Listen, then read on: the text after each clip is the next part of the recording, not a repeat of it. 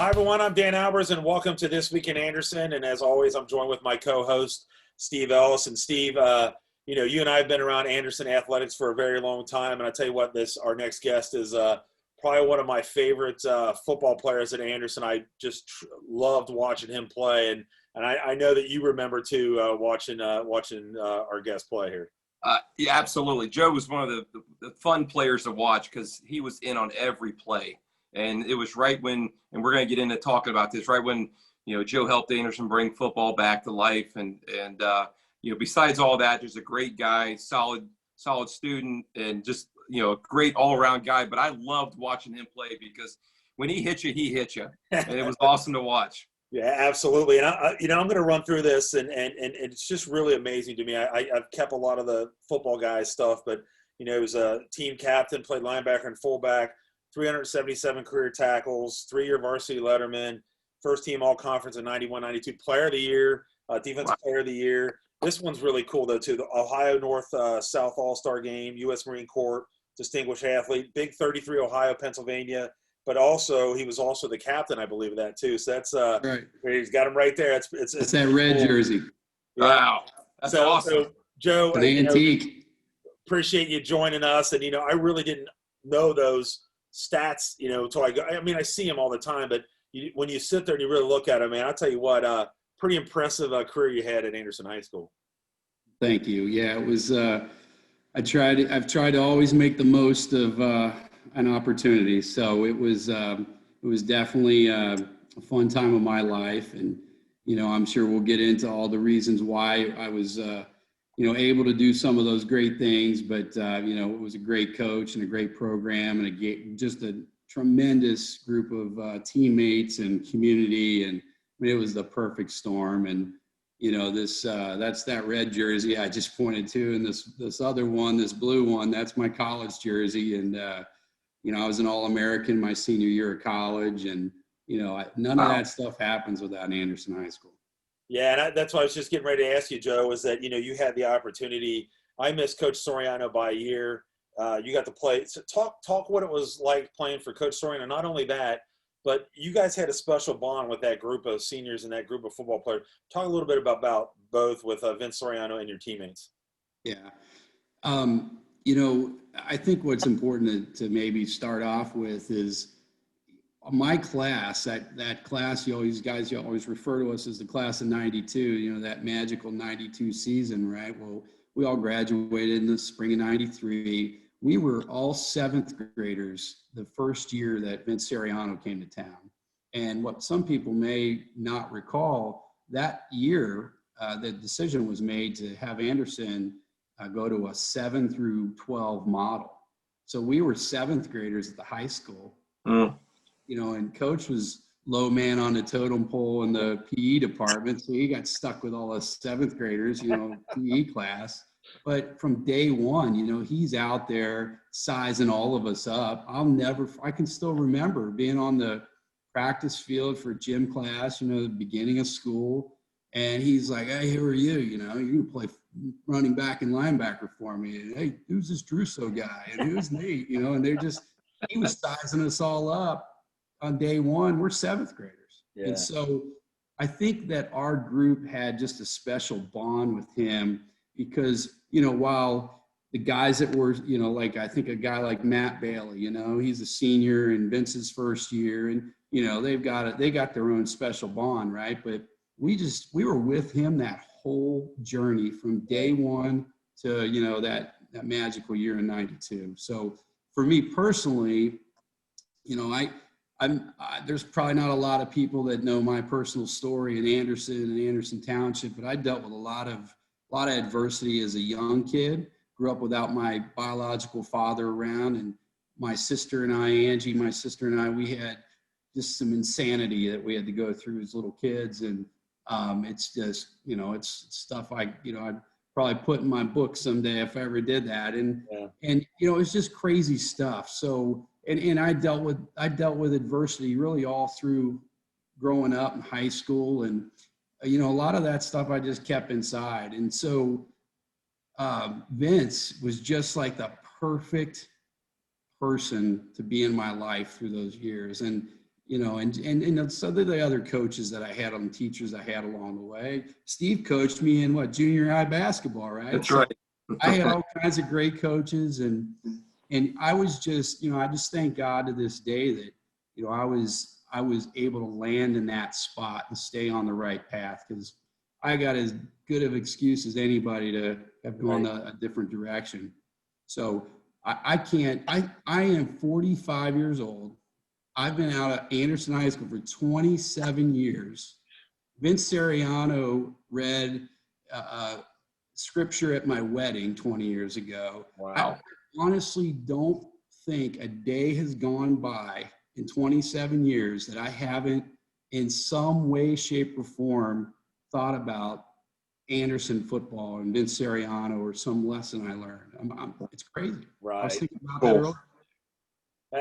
That's all, Joe. That it really is an incredible story, and that's why we do these things, is for people to see that, this kind of side of it. And and what I'm going to bring up now is something that I remember when I played, and I played on those very, very, very bad lean years. I mean, I love Coach Stowe, but it was lean.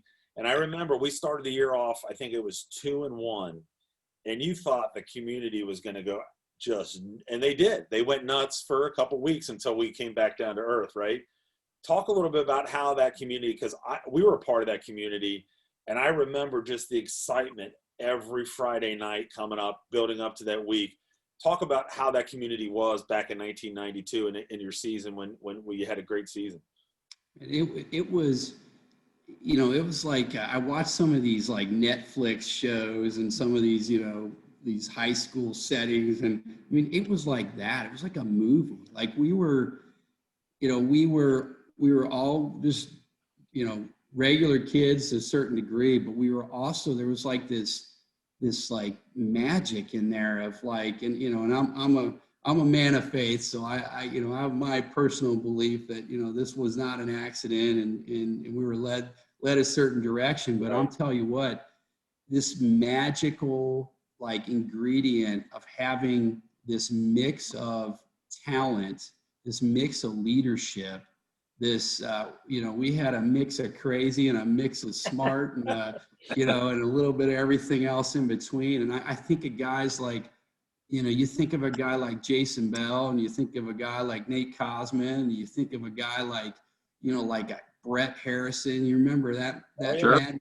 I talk to him probably once a week still. Yeah. And, you talk about guys like Jeff Hast and Jamie Mons. I mean, those guys were unreal. Drew So, everybody knows Drew So, right? And I can keep on going. Aaron Zabo. I mean, he played, and a guy like Pat Hines. Pat Hines, our senior year, made the biggest play of the year no one ever talks about. It was in the Norwood game. Pat Hines doesn't make that tackle. We're not at Princeton, playing Princeton. And so just every one of us, I'm sure plenty of us got in trouble. I tried to stay out of trouble. We had guys that didn't get in trouble. We had guys that probably did, but we all policed ourselves, and we all had this like commitment to one another that we weren't going to let each other down. We were going to work harder than we could. We weren't going to let Vince down. And Vince just kept pouring in all of us. So to your question, I'm actually trying to answer your question.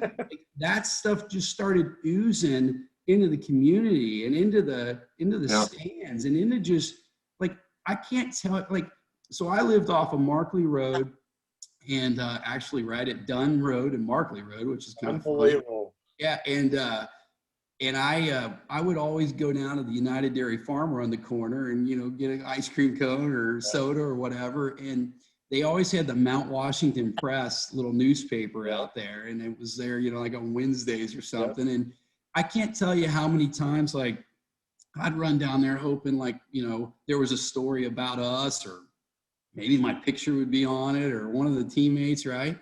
And like someone would stop me. And they knew who I was. Right. And I was like, who the heck are you? This one guy, this happened to one of our games. This is really scary to think about nowadays. Like I went into the locker room at halftime and used the restroom or something. And this guy comes in, the guy from UDF comes in with his kid. He's like, this is Joe Dunn. I mean, it's like, it was crazy. And that's in our locker room in the school at halftime of a football game. But like, I'm sure, all the other guys probably could tell you stories, but the community, the pride, the way that, things were just rallying. And, what's neat now thinking back to that is I'm not even sure that I really thought a lot about that back then. All we were focused on was just doing our job and doing it better than the other team. Right. And that goes back to just that we were a unique group of guys. Losing never,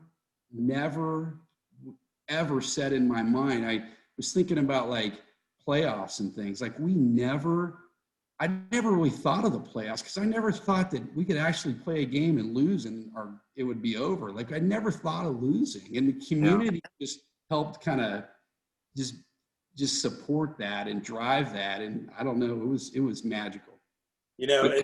There's two things real quick, Steve. Sorry. There's two things that real quick that, we're working on this documentary for the history of Anderson High School football, and a lot of that your year was special, but I get goosebumps every single time I watch the pep rally for the Harrison game with Vince Soriano, and just wish that, I'm ready to go through the screen every time I see it, and it's like, with you and you, we can do it. Together we can do it. Yeah. Let's go. It's a pretty special moment, and I know it has a special moment, in Steve and our hearts, because Greg and Brad were broadcasting that game, so and it was a lot of fun. So Greg and Brad, man, I love them. I love them. Nothing but homers. Oh, but it was so fun. It's so fun to listen to those guys. It was great. To this day, we still, Pat Hines, he has like every game from our senior year on like digitized, and just some random day, maybe I haven't talked to him in months or a year. Some clip get texted to me from some game. You know, it's just, and you hear your brothers talk, and it's great, Steve. It's so fun. Yeah, they get a little excited, especially this guy right here. Yeah, I do too. Yeah. Now, what I was going to bring up, Joe, was going back to, like you talked about 7th and 8th grade, and Danny talked about the lean years, but I think it was like the perfect storm, with Vince coming in, and you guys, and correct me if I'm wrong, you guys had good teams in the junior high, and you were all together, and you won 8th, 9th, and going up, and everybody started to feel that momentum. And by the time you guys were seniors, everybody was locked in, players, teachers, community, everybody was locked in. It was such a cool thing. Am I right there that you guys were pretty successful all the way up? Yeah, we had we kept like adding to the core as we went. I can think as far back as, I had a guy coaching me in Little League baseball and basketball named Ray Phillips. I think his kid went to Turpin, and but the kid on the team was named Doug Bowman, and Doug Bowman's dad coached Pee Wee football, and we were the Nighthawks, and I played in 5th and 6th grade, and a guy like Nate Cosman and Aaron Zabo and Drew So, and you just start adding Jay Bell, and we were playing with each other, most of us in 5th grade, and some of the kids went on to McNick and Turpin, but there was a core of us that and we were awesome. Like Kevin Pelcha, that kid was like, he was like the greatest running back in Pee Wee football history ever. He still is. And, he was our tailback, it was nuts. And he was as big as he was in the 5th grade as he was in high school. He's a monster. And so, and then baseball, we all started I think we had a team one year. I think Druso and I were on a Midland team with, Jay Bell and some others, and, like a Craig Horchmeyer at McNick. So we were all just constantly like competing at a high level as kids. And then you got the junior high, and we had a huge game against Glen Estee in 8th grade, or, and some teams that like freshman year against Glen Estee was a big game. We beat them. Everyone thought they were going to beat us, and undefeated as freshmen. You've heard that story. It's in that pep rally speech, right? And we just we had some success. We were lucky to have some dads like Nate's stepdad, Ron Rosslet. Like he coached us in Pee Wee football, and guys like that, high caliber guys, having Rick Herford around and having some of those dads around, crazy rapping Jeff Zabo, those guys, like he's still around. I know he is. And they they were good men to be around. But at the core of it, Mr. Hall doesn't get enough credit. I mean, what a fantastic leader.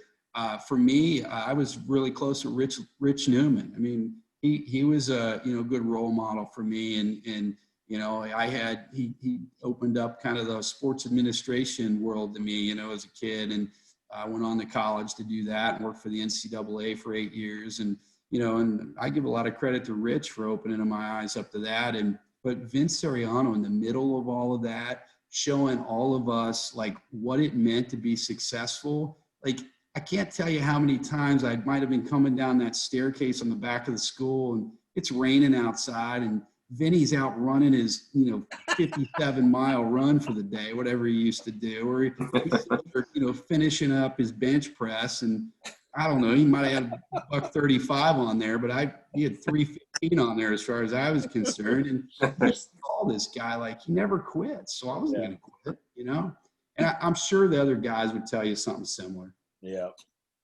Joe, I don't know if you know, because I know you live in Indiana now, but they've done some remodeling and they got this really, really cool weight room now. Mm-hmm. And, I know it may seem like a long time ago, but that weight room now is all because of what you guys started, with Vince and your group, because we all know what it was like before that, and to see it now, it probably doesn't happen. You agree with that, Danny? It probably doesn't happen without the starting. No doubt about it. And I'll go on to that a little bit. Is we talked with Jake, the weight room used to be that little closet across from where the locker room used to be. And that was the equipment room for me, right? Yeah. And he moved it. So Vince had that, that vision, so there's a lot of stuff going on. I can't even imagine Vince being in that little closet. He moved it to the 2 garage bay maintenance shed, right? Maintenance garage, right? Yeah. I love that weight room. I read a book, it's probably been 10 years ago, and it was about like just excellence, and like it's called The Little Book of Success. And they took all these different disciplines in life, and like they were talking about, like, there's a reason, like, these Olympians train in some sparse, Spartan kind of gym or something in the middle of nowhere, because they're just purely focused on it. And I always think back to that 2-bay, maintenance garage where we were at. I mean, yeah, those guys, they have no idea how good they got it now. That's for sure. Right. But I'd be lying to you if I said I'd never maybe tapped a buddy and said, "Man, look what we helped create," right? No question about it. Good for them, though. That's part of being, a servant leader, right? Yeah. Do you have any favorite games, like, from your senior year, besides the Princeton game, but any favorite games that come to mind that seem to be pretty special to you guys?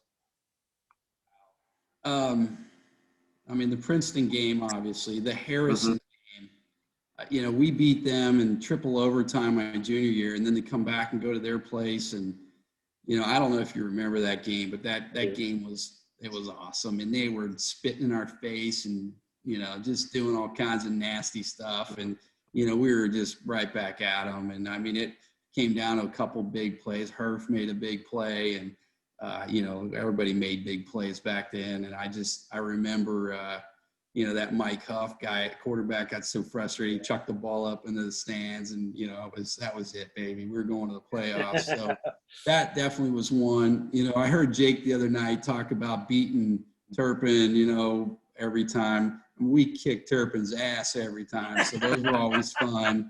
And, and I just make no bones about it. No bones about it. And we wiped up Nick, I think, all 4 years I was there too. So I'm clean sweep. That's and awesome. I had plenty of friends that went to those schools, but I don't know. Every game was fun. I was we were so good. Like, I don't know that you guys realize, like, the starters, the first 2 or 3 games, and we didn't even play the second half. We just played 2 quarters, Yeah. And so I don't know, that was unbelievable. That whole year was crazy. It was unbelievable. Obviously the Norwood game, what a game. Yeah. I got to play on the Ohio All-Star game with Edwards, and he and I would drive to Columbus for practice, and I got to know him on a different level. And to this day, that still bothers him. Oh, I'm sure. Yeah. I'm sure. Hey, speaking of that, we're he's going to be part of our documentary. Good. For Anderson football, Jake got me hooked up with him, and we're trying to work it out so he can kind of comment about that, because that's a special part of it. But you, after Anderson, you ended up going to Indiana State, playing there. Talk a little bit about that recruiting process for you, and then your success also at Indiana State. Sure. So, Coach Siriano, he ran the college, camp, gamut. That's how he came to become such a great coach, learning from, the coaches at Ohio State camps or Michigan State or Penn State. He was always at one of those 3, or often. I think he went to all 3 of them every summer. We went to Michigan camp with him one, I think going into our junior year. And, he met a guy named Mark Smith, who recruited Cincinnati for Indiana State. And Mark Smith and Vince were good buddies. And Mark Smith was coming around when I was a sophomore, junior. And, I'll never forget one, me being the leader, right, or a leader. I was tearing into some young kid for doing something stupid. And I'd come around the corner like I'm all ticked off that he's, not falling in line and going to mess up the team. And I come around the corner and Mark Smith's standing there. So he listened to me, rip this kid upside, up one side and down the other. And so he just was always watching me. And, I had offers to go play at some other places. I had my sights were set on Miami of Ohio, where Druso went. And I think Nate went there too. And, Terry Hepner was recruiting the daylights out of me. I mean, we changed our defense to a 4-3 our senior year, dropped me in the middle. That's what Miami ran. And I'll never forget that day where Terry Hepner came in the office, and he had a couple guys. We had kind of 4 or 5 of us getting recruited, and he walked into coach's office, and he told them what, their plans were. They really didn't have any offers. And then he had Druso step out, and then it's me, Terry Hepner, and Coach Siriano. And Terry Hepner says, Joe, we really like you. We know we've been talking to you. We're going to take a guy out of Pittsburgh that fell out of the Big Ten recruiting race. And so, we're not going to give you a scholarship. And I went bananas. And I probably acted like an immature 17, 18-year-old, but I basically told him I can't wait to play him. I'm going to get him, right? Well, I never got to play against him. But the guy that they took got kicked out of Miami and was my backup in Indiana State. No. So crazy.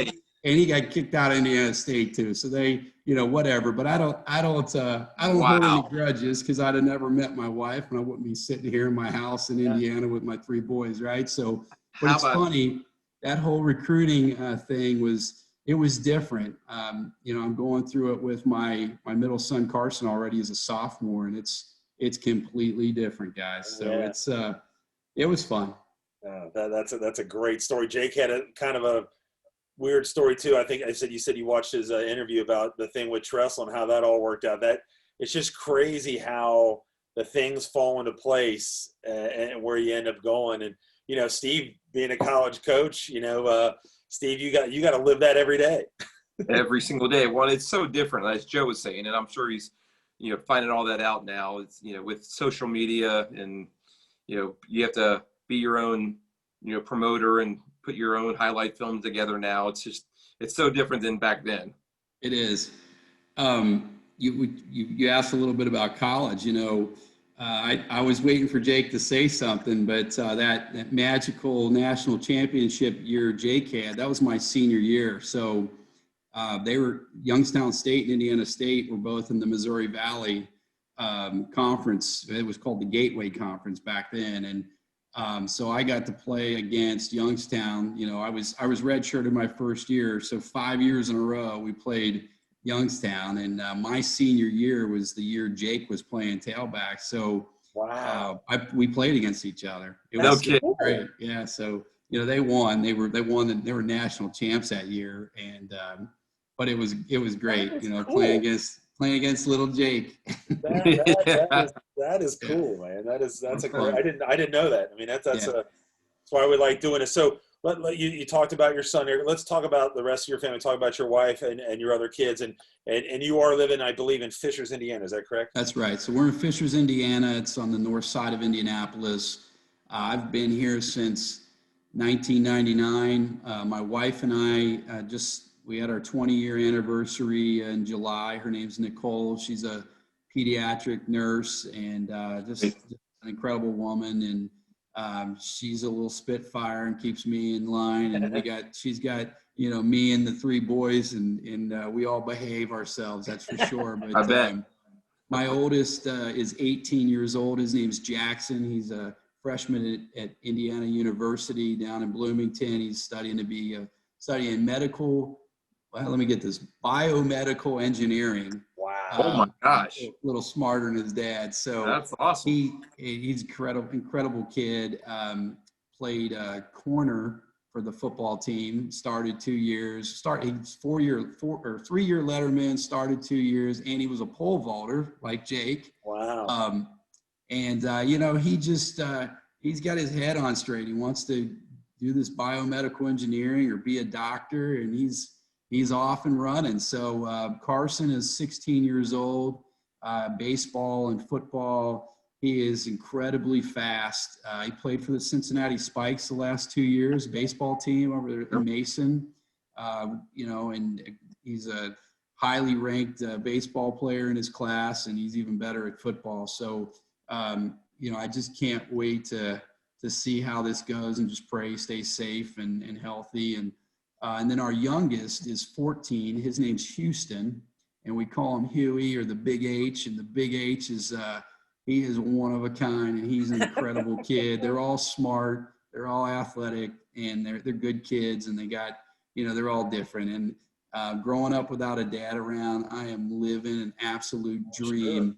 You know, being the father of 3 boys and having a wife for 20 years, and I've coached for 15 years in this community. I'm kind of retired now, but being able to share what, you know, I learned from Steve in 7th grade, or Coach Cinco and Vince Sariano with all these kids. I mean, it's been incredible. So Yeah. Living a dream here.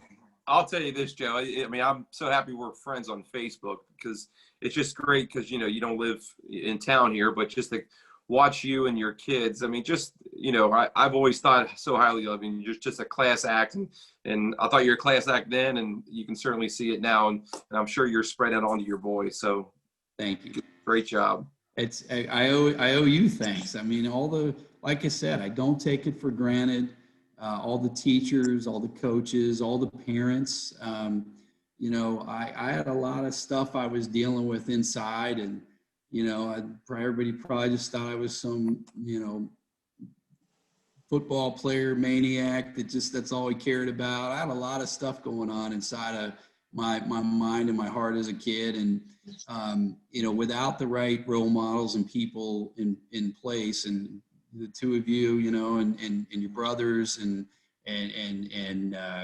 you know, just all the people that were around. I mean, I'm blessed. I'm so thankful. And that's why I've always been so serious about coaching and giving back, and just mentoring and helping. And it's, you know, it's just trying to return those favors.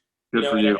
I want to just say that real quick, that it's very important that you're saying stuff like that for anybody that's out there listening too, because, you know, there's things that all of us go through, and I'm going through it now with some anxiety with everything that's going on. And, you know, you don't have to be afraid to talk about stuff like that. So I appreciate you bringing that up for anybody that sits out there, maybe some young, you know, football player that's watching this, that, you know, it's okay. You know, you can have those feelings and those emotions. And so I'm glad that you brought that up, so everybody kind of knows about it. It's important. You know, we live in a it's a ever-changing world, right? I mean, you know, some of the stuff that, it's okay to talk about now or say, there were different times when we were growing up, and you learn how to deal with it. And, there's absolutely nothing wrong with being vulnerable. I think it's a sign of strength, Right. and it's, at the end of the day, it's something Vinny taught us. You gotta get better. You gotta learn from your mistakes. You gotta get better. Every single day I think of one of his sayings where you either get better or worse. You never stay the same, and it's just like, Yeah. how Vince Sirianni was that, and how true is that? And it's, Yeah. you always talk about the concept of somebody's working harder than you out there. And I'd always imagine, some linebacker somewhere is doing it better than me. And I'm going to go an hour longer. I'm going to do this a day, work 7 days this week, not 5, that kind of stuff. And it's just important. And it's, you got to keep a clear mind. You got to have your priorities and your goals set. I can't tell you how many kids I've taught, Vinny's 5 priorities to over the years. And it's written on our wall upstairs in our mud room. So No kidding. it's just, I don't know. I appreciate this more than you guys know. And I don't even think of college. I was an All-American college football player, and I don't even think about it. I think about Anderson High School. That's awesome, man. That's one thing that I really want to get in real quick before we wrap this up is that you said you did work for the NCAA, right? Talk a little bit about that and what you did. So for 8 years, from 2004 to 2012, I was in a group called Corporate and Broadcast Alliances, and I was living a dream. It was a dream job. I was on the team that helped run the men's and women's Final Fours. I was one of the first people on the court for 8 years when the buzzer went off at the Final Four. I helped run the men's College World Series in Omaha. Wow. My favorite event. I helped build the new stadium, TD Ameritrade Stadium out there. I was on the team that helped kind of usher that in, and just, Rosenblatt to TD Ameritrade and all the history around that. My very last championship that I was in charge of was the 1AA football championship in Frisco, Texas. And I mean, from A to Z, everything on the video boards, all the logistics of, the coin flip and the teams on and off, and just everything coming and going. Game championship presentation is what it was called. All the scripting. I had Jerry Rice, flipping the coin. I had a guy with an Army veteran with double amputee parachuting in with the ball to land on the 50-yard line. I mean, it was just insanity, right? And I didn't get to make it to a national championship like Jake did. I got to run one. So, it was pretty cool, and lots of pictures. I ran fan events for them as well. Did a bunch of the Final Four concerts, and the fan interactive at the Final Four was called Bracket Town, kind of like an NFL experience type of deal. And yeah, I was lead on that, sponsorship, licensing, that kind of stuff. So why the heck did I leave? Because I traveled 3 months a year, and I was missing way too much with my little boys at home. And, I made a decision to put them in front of me, and, I stepped out of it on my own accord. And, there were days where I wish I'd have stuck with it. And, there are days where, I don't regret a thing at all. And so at the end of the day, it's part of the plan. And it was a great run, great experience. And, it's just part of the journey, right? That's awesome, man. That's a great story.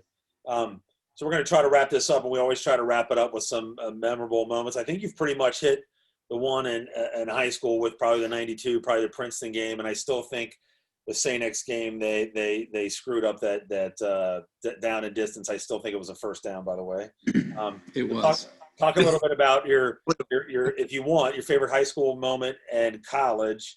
And then maybe, the thing that we kind of gave Jake, that we kind of gave some new people's, and I think you might already hit it on the head already, your favorite either coach or teacher, but I think you've pretty much centered your coach to Coach Soriano. So, so favorite high school moment, I don't know. I'm just kind of looking back. It's you mentioned that documentary you guys are working on, and I saw a rough cut of it, and I got chills and tears just came rushing to my eyes. And it was the part where you guys have me telling that story there on that 4th and inches. And, I'm by no means trying to take, the credit for it or anything, but it was, my role as a leader when we were huddled up there on the sideline and Vince contemplating whether to kick it or not. And I'll never forget just looking at him, and he'll tell you the story. And I probably was borderline disrespectful to my idol, right? Pointing at him like, we're not kicking a damn field goal. We're going for it. We're going for it, and everybody just started, we're going for it. And all of a sudden he's pulling in, guys are running in and out. We're going for it. And we all ran out there, and there was no way we weren't going to get that. And it's just a proud moment of number one, the team accomplishment, right? It was our goal. It's what we said we were going to do. And to be able to look back and say, man, we did that. That was pretty gutsy. And man, you call us conceited or whatever. We were confident, and that was pure confidence and preparation got us there. And sure, we had a lot of talent and a lot of willpower out there, but that was I don't know. It's a proud moment to be a part of, and to think back, and that 17-year-old kid had that kind of just moxie to say, I know me and my boys can do this, right? And so, college was in hindsight, it was awesome. I left Indiana State with a master's degree and didn't pay for it, right? I mean, football afforded me that, and but you get to college on day one, and I'm a freshman, and the guy playing center transferred in from Louisville and beat the crap out of me for my whole freshman year, and was snapping to Dan Marino the following year for the Miami Dolphins. So everyone's big man on campus when you get there. And I didn't start. I didn't even play my first year. I traveled all the games, didn't get to play. And imagine that coming off of Anderson and Ohio All-Star and all that. And then my sophomore year, I got in, but I was mainly special teams. I started on all special teams, and I got some plays here and there. And then my junior year, I finally got a start. Somebody got hurt, and I got a start. And we had a great group of linebackers, but problem was I had 2 classes of linebackers in front of me, and so I got plenty of playing time, but I didn't get to start until my senior year. And I think there were two things that came out of that senior year. It was certainly fun playing against Jake, but I think personally, I won an award. It was an academic kind of award. You had to be a good player to be considered. It was the Burger King National Player of the Week. Yeah. Well, Danny Warfel won it from Florida the week before or after, and Peyton Manning was the other guy on the bookend. So it was, I remember seeing the Sports Illustrated. It was Danny Warfel, Joe Dunn, and Peyton Manning, right? I remember that. 3 of the names in line, and yeah, it's like, wow, that's pretty cool. And then just getting the call to say, hey, you've been voted All-American by Dan Hansen's Football Gazette. It was that was a pretty cool moment. Yeah. My senior year, I think my tackles for my senior year are still in the top 10 for a single season. So, there's a part of me that always, when I see coach rates, I'm like, man, just imagine if I could have started a few more years. But, you just learn. You learn to keep chipping away. So many times you thought about, maybe this isn't for me. I remember coming home for we were at one of the church festivals there in Cincinnati, and Nate Cosman's dad, Ron, he said, Joe, man, keep at it. Don't you dare think about, stopping. There's only a few people that can say they've done this, and you're going to be one of them. And that was halfway through my college career, and I still think about that. So there you go again. There's another great role model in the community. So it was great. There are a lot of great memories. All the teammates, all the memories, all the battles, all the fun, just crazy stuff that you can't talk about on a podcast. It's just, it was so fun. And being in just that diversity of just guys from all over the country playing, it was magical. And Vince Sirianni, Randy Corbett every now and then would show up and watch a game, and it was fun. So Yeah. just really good times. My grandparents got to watch it and enjoy all of it, before they moved on, and I'm just, I was just happy to be able to perform for them. That's awesome. And Steve, you and I have talked, and the bond that obviously you and I have had from going to high school together, but there just seems to be this bond with guys, people, students, whatever, that went to Anderson, and the community and the bond. And it's the same with Joe as it is with me and with anybody else. I played football before Joe, and we're all in a football community together. And just like you're Anderson, and it's really special when we can talk to guys like Joe and how close the community really is outside of when we graduate. Well, those memories are so important, and some people are like, oh, we're going to tell that story again, well, I'm going to keep telling it until I die, because it's so important to me. And it was such an important, factor in my life, whatever it may be. And I'm sure, Joe and all the boys, Bell and Drew, so those guys, just like Jake said last week, it's a part of you, and it'll never leave you. Yep. And we could run into each other just like the three of us are doing right now. I mean, I feel like I just saw you guys last week. I haven't seen you in years. I know. And so it's, it's just, I don't know, man. You can't make this stuff up. I'm staring at these. I guess I kind of did this. I'm remodeling my basement. I got jettisoned down here to do this, and so I wouldn't dare turn this camera around, but I'm like, I'll sit in front of these two old things on the wall, and this 27 over my shoulder. That was Brian Herford's 27 in high school, right? And when I think my freshman year, they gave me some stupid number like 98. And my sophomore year, there was a guy in front of me that was a running back. He was 33. So I'm like, I need a number. Oh, 27's open. Herf, this is a tribute to my man Herf. I gave Herf a lot of crap when we were kids. So I wore his number all through college for him. No, that's awesome. And it's just it is. It's like a brotherhood, like Jake said, and all the guys that we talk to. That's what it is. We all can get back together. But we really appreciate you taking the time. And I know that, like Steve said, we're glad that we're friends with you on Facebook, because we get to see how you are as a dad and as a husband, and we get to live that excitement that you have for your son that's playing football right now. We love it. We love watching, seeing 33. I just think he needs to cut his jersey off. They don't let him do that anymore. Have the belly. He's got to show the belly. Go Dunn look. Yeah. Well, I'll tell you, he is a beast. He is a sophomore, and he runs a 4.5 40, and he weighs 185 pounds, and he is way better than I ever was. So it'd be excited. So I'll try to keep posting. We love it. I'm trying to. He's super humble, and I'm trying to stay humble. But I couldn't be any more proud of my three boys. They're just incredible boys. Yeah, well, Joe, you've done a great job. And again, we really, really appreciate you taking the time. And we'll get this on for everybody to see. And we're getting really good responses from listening to everybody. They love catching up with guys like you and Jake and all the guys all the people that we've had on. So again, we really appreciate you taking the time to join us here tonight. Well, I appreciate it. This is fun stuff. I heard I was listening to this silly old oldies kind of oldies when we were in high school music, right?